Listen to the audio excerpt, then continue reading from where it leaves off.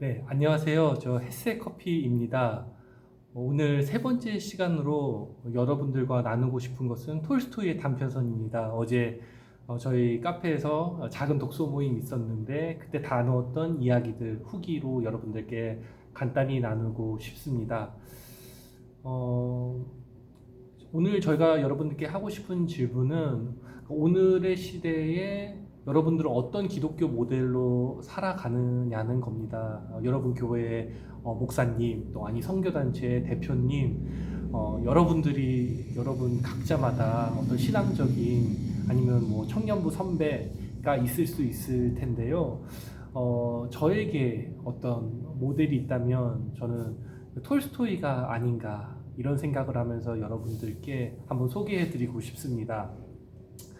어쨌든 제가 살아가는 오늘 이 가평 설악의 현실은 기독교가 주류인 세계는 아니거든요. 예, 그래서 기독교가 비주류인 아주 특별한 공간이고, 그리고 저 같은 경우는 어떻게 보면 제도 교회를 다니기보다는 제도교회에 나와서 개인적인 신앙을 추구하고 그런 추구점들이 있는 사람들과 만나서 함께 신앙생활하는 모습을 갖추고 있습니다.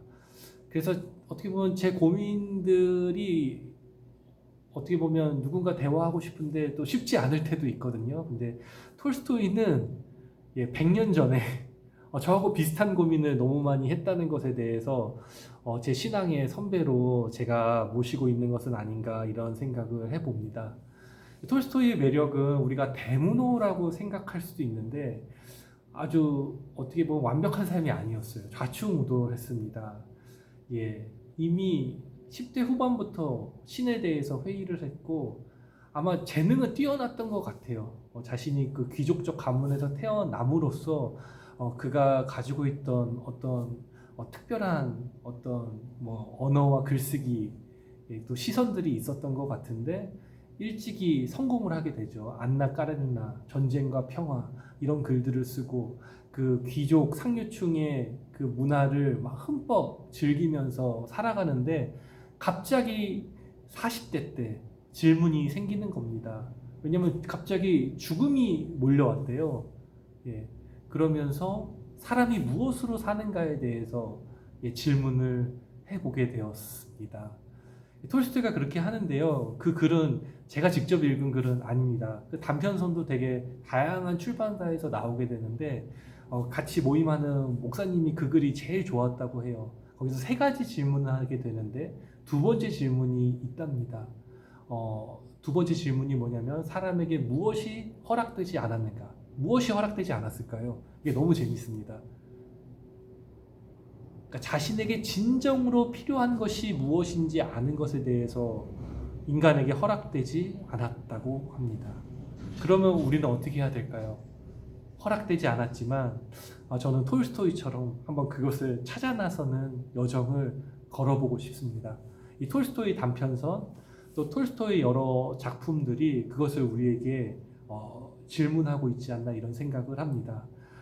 톨스토이는 당대 대문호답게요, 당시대의 모든 지식을 섭렵하려고 했습니다. 하지만 그가 결정적으로 이것을 찾게 된 곳은 어디냐면요, 땀 흘리며 살아가는 민중들의 삶이었습니다. 그리고 그 민중들의 삶을 지탱하고 있는 견고한 신앙을 보면서 그는 어떤 굉장한 도전을 받은 것 같아요. 근데 그 도전을 받고 그가 그러면 무엇을 했냐라고 했을 때 신앙적인 귀의를 한 것으로 보입니다. 근데 그것은 어떻게 보면 어떤 교회의 아주 요구에 잘 맞춰진 신앙인의 모습은 아니었고요. 그 복음서의 예수의 삶을 자신의 삶의 현장에서 구현하려고 했던 그런 모습, 그러니까 교리나 제도보다 그 삶이 신앙에서 더 중요하다는 그 표현을 가지고 살아가려고 했던 것이 보여집니다. 그래서 어떻게 보면 단편선이 나온 것 같습니다. 단편선을 보면요, 첫 구절이 성경으로 시작된 이야기들이 많아요. 마테오 몇 장 몇 절, 그 절에서 시작해서요, 예, 이야기를 이제 풀어가게 되는 것을 볼 수가 있거든요. 그러니까 어떻게 보면 그 한 구절을 어떻게 하면 삶으로 채워서 살아낼 것인지에 대해서 톨스토이는 고민하고 실제로요 우리에게 굉장히 도전을 주는 삶을 살아갑니다. 그 완벽한 삶은 아니에요. 뭐 대쥐주고 귀족이어서 그걸 버리지는 못했습니다. 하지만 자신이 갖고 있는 땅을 농노들에게 나눠주고 농노들과 함께 땀을 흘리면서 살아가려고 했는데 농노들이 엄청 부담스러웠을 것 같기는 합니다. 톨스토이만 좋았던 것은 아닐 겁니다. 저는 그렇게 믿고 싶고요. 또 인생의 마지막에도 그는 자신의 어떤 저작권과 재산을 의미 있게 쓰려고 했던 거예요. 가족과 또 처와 갈등이 많았고 그는 결국 집을 나와서 방랑하다가 한 정류소에서 생을 조용히 혼자서 마감했다는 그런 전설 같은 이야기가 우리에게 전해지는 것을 볼 수가 있습니다.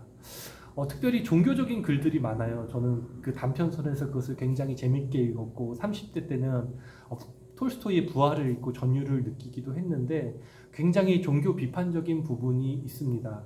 훌륭한 신앙이라고 착각하지 말라고 합니다. 어떻게 보면요, 사탄은 우리가 기독교를 없애버리려고 하지 않고 예수의 말씀을 없애버리려고 한답니다. 그래서 마치 우리가 예수의 그 단순한 삶과 메시지 무엇이죠? 악을 악으로 갚지 말고 원수까지 사랑하라는 그 산상수훈의 말씀만 잃어버리면 얼마든지 훌륭한 신앙인 척하고 살아가라고 그렇게 얘기하고 있습니다.